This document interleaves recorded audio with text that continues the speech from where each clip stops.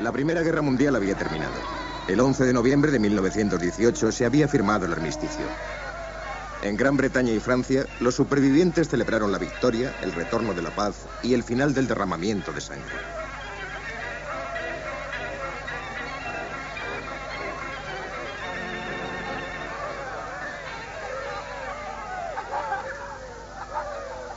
Dejaban atrás una pesadilla de muerte y destrucción provocada por 4 años de guerra. El coste de esos años era casi inimaginable, pero de alguna manera tendría que tomarse en cuenta y los vencidos tendrían que pagar el precio de la paz. Hacer pagar a Alemania.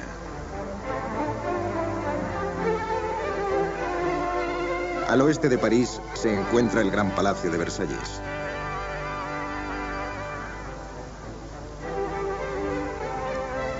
Allí iba a firmarse el Tratado de Paz con Alemania. Pero antes había que decidir muchas cosas.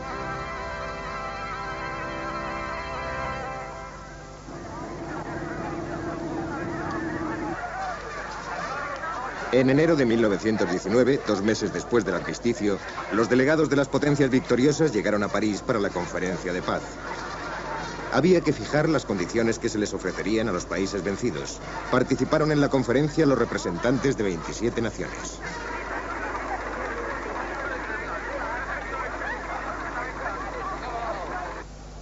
De todos los jefes de Estado que fueron a París para firmar la paz, los más importantes eran el presidente Wilson de los Estados Unidos, el primer ministro francés, Georges Clemenceau,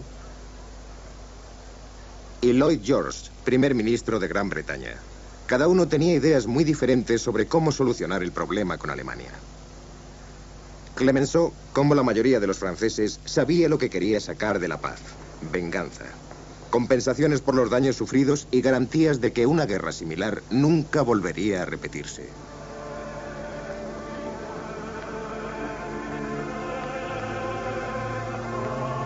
La idea de que Alemania debía ser tratada sin dureza parecía una locura a los franceses, los cuales habían sentido los efectos de la máquina de guerra alemana en su propio país.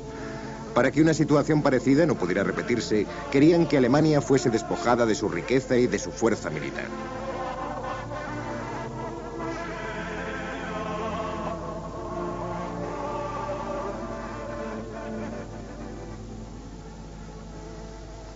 Frente a esto, Woodrow Wilson ofrecía una paz justa y duradera, no un castigo. Europa lo aclamaba como el gran hombre del Nuevo Mundo.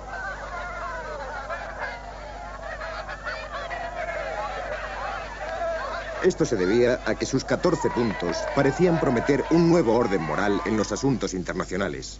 No más diplomacia secreta, reducción del armamento y una sociedad de naciones que protegiera a todos los países frente a la agresión. Él no quería vengarse, como los franceses, pero tampoco quería que Alemania saliese sin castigo. Mientras Wilson planeaba el futuro de Europa, los americanos perdían rápidamente interés en ello a medida que sus tropas volvían a casa. Deseaban una paz que no los involucrase en los asuntos de Europa. Sorprendentemente fue Lloyd George el que en Versalles luchó con mayor firmeza por los intereses alemanes. A sus espaldas tenía un pueblo exaltado por la victoria, pero deseoso de venganza. El primer ministro parecía compartir su opinión, pero en realidad no estaba de acuerdo con los que querían destruir Alemania. Lo que le importaba era que Alemania pudiese estabilizarse y recuperar su fuerza como socio comercial. Esta era la Alemania que no deseaba. Una tierra de míseros refugiados, pobre, falta de viviendas y hambrienta.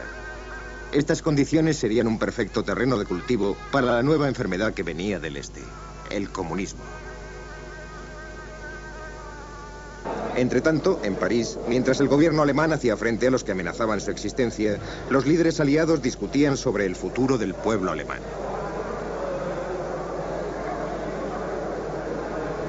El mapa de Europa era dibujado una y otra vez por sus manos. Por fin, después de más de 3 meses de discusiones, presentaron a los alemanes las condiciones del tratado. Alemania perdió tierras al este, al oeste y al norte. En el este, la más importante de esas pérdidas fue la franja de territorio entregada a Polonia, que acababa de obtener su independencia, separando así el este de Prusia del resto de Alemania. En el oeste, perdió Alsacia y Lorena, que volvieron a pertenecer a Francia, la cual obtuvo también el derecho a explotar las minas de carbón del Sarre, zona que quedó bajo el control de la Sociedad de Naciones durante 15 años. Para proteger Francia, a Alemania se la prohibió que tuviera tropas en el Rin, área que los soldados aliados ocuparían hasta 1935. Lo que causó el resentimiento de Alemania no fue solo la pérdida de territorio, sino también el hecho de que en Checoslovaquia y Polonia había ahora un gran número de alemanes. Y por si fuera poco, el tratado prohibía a Austria, un país con la misma lengua, que se uniera a Alemania. Sus fortificaciones debían ser destruidas. Su ejército debía ser reducido a 100.000 hombres. No tendría ni fuerzas aéreas ni submarinos, y aceptaría su culpa por haber empezado la guerra y pagaría las compensaciones. Como protesta, en Scapa Flow, la base naval británica, los alemanes prefirieron hundir su flota antes que entregarla a los aliados. Fue el último desafío. Alemania tendría que aceptar las condiciones impuestas. No estaba en situación de volver a empezar la guerra. Así que en el verano de 1919, los delegados alemanes fueron a firmar el Tratado de Paz en la gran sala de los espejos de Versalles. Este compromiso de paz no satisfacía a ninguno de los líderes aliados y, como era de suponer, disgustaba profundamente a los alemanes.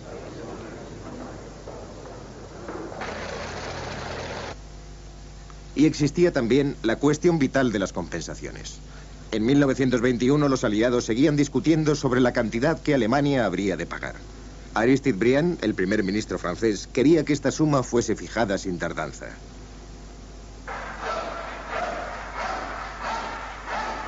La reparación de los daños causados por la guerra estaba costándole a Francia mucho dinero.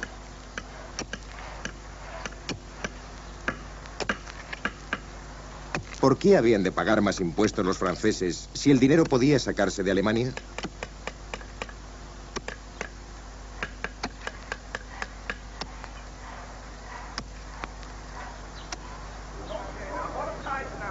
Pero los alemanes, convocados para oír las exigencias de los aliados, declararon que éstas constituirían una carga intolerable para su pueblo.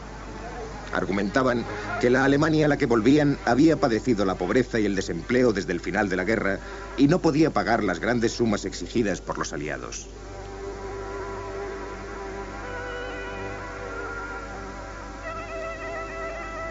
Alemania ya estaba de mal talante.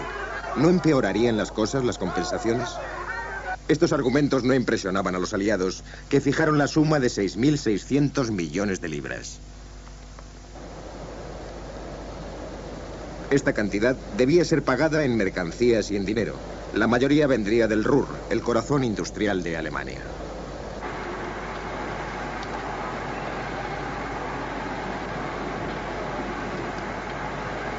A finales de 1922, los alemanes se retrasaron en sus pagos y Raymond Poincaré, el nuevo primer ministro francés, decidió pasar a la acción. Si Alemania no pagaba en el acto, Francia se serviría ella misma.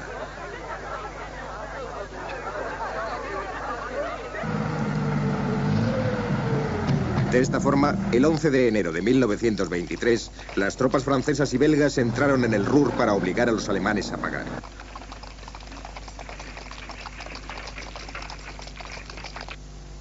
Después del Tratado de Versalles, Alemania no contaba con un ejército lo bastante grande para detenerlas.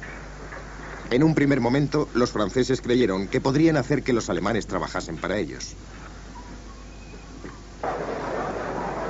Pero de forma repentina, el pueblo y los políticos alemanes se unieron en una causa común: el odio hacia los franceses. Por toda Alemania se realizaron enormes mítines de protesta.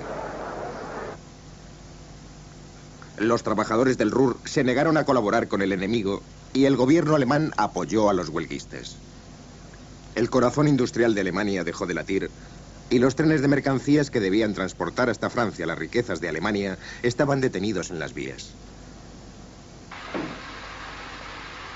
Los franceses contraatacaron llevando allí a sus propios obreros para que todo volviera a ponerse en marcha.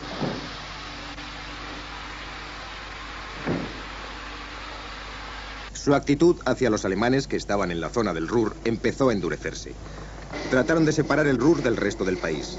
Los visitantes alemanes eran registrados como si entrasen en un país extranjero.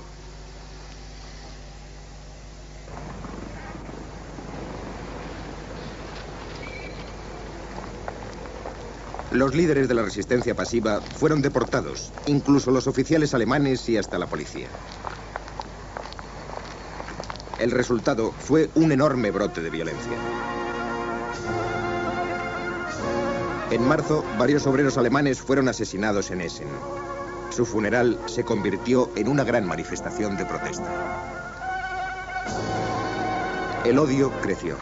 Los alemanes empezaron a matar soldados franceses y en el funeral de uno de ellos, los ánimos se encendieron dando lugar a actos brutales.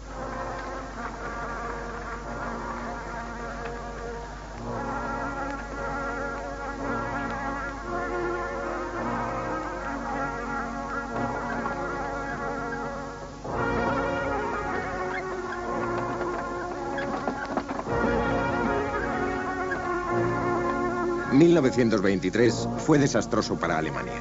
Ese año, la elevada inflación alemana alcanzó su cima. Durante algún tiempo el valor del marco había descendido y a medida que el valor del papel moneda descendía, mayor cantidad se necesitaba para comprar cualquier cosa. Los bancos recibieron cada vez más presiones para que hicieran frente a la creciente demanda de papel moneda. Sus clientes sustituyeron los billeteros por maletines. Para enfrentarse a esta crisis y pagar a los huelguistas del Ruhr, el gobierno simplemente hizo imprimir más y más dinero. Y cuanto más valor perdía este, más costaba pagar los salarios, comprar comida. Centenares de miles, millones. El valor impreso en los billetes en realidad no significaba nada. El marco alemán no tenía valor alguno. Como en una pesadilla, los ahorros de toda una vida volaban como barridos por el viento.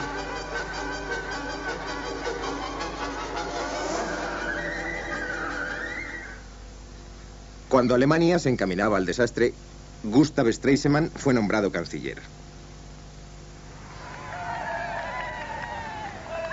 Eran tiempos de crisis. La falta de producción en el Ruhr estaba empeorando la inflación y Stresemann se dio cuenta de que la única forma de hacer que la economía volviese a la normalidad era suspender la resistencia en esa zona y hacer que la producción continuase.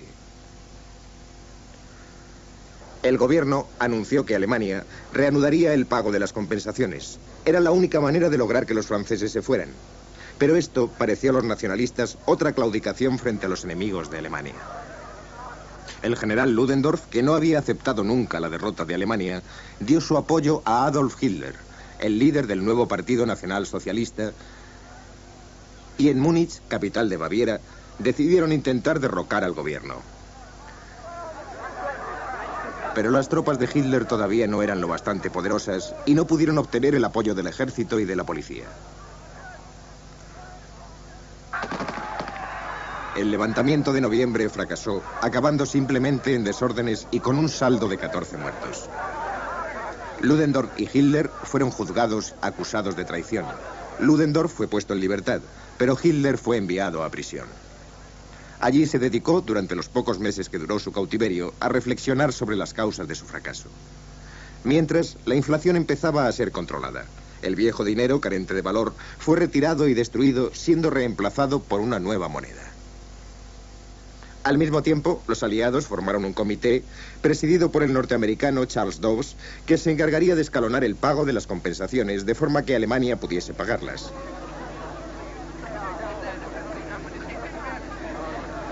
Los líderes alemanes llegaron a Londres en 1924 y acordaron aceptar el plan de Dawes. La política de cooperación de Stresemann empezó a dar resultados. Los franceses se comprometieron a salir del Ruhr en el plazo de un año. Esta ocupación había sido muy impopular entre los principales países aliados, especialmente Gran Bretaña, que se negaron a apoyar el intento francés de humillar a Alemania.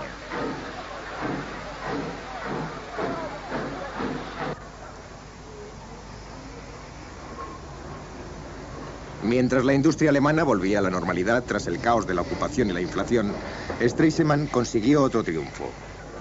En Locarno, Suiza, el año 1925, Francia, Bélgica y Alemania acordaron respetar sus fronteras respectivas y Gran Bretaña declaró que apoyaría a cualquier país que sufriese una invasión.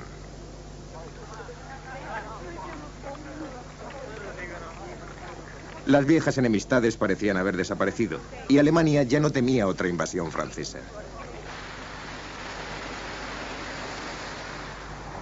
Finalmente, en septiembre de 1926 en Ginebra, Alemania se convirtió en miembro de pleno derecho de la Sociedad de Naciones. Aristide Briand, ahora ministro de Asuntos Exteriores francés, dio la bienvenida a Stresemann como a un igual. Todo fue muy amistoso. La vida en Alemania parecía haber vuelto a la normalidad.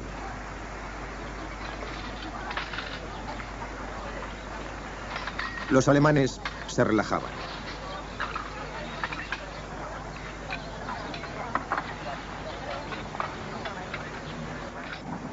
Las horribles consecuencias de la guerra, la humillación de Versalles, la histeria de 1923, todo fue borrándose gradualmente bajo la superficie de la nueva prosperidad. Para ser una nación derrotada, que seguía pagando por la guerra perdida, Alemania parecía estar arreglándoselas muy bien.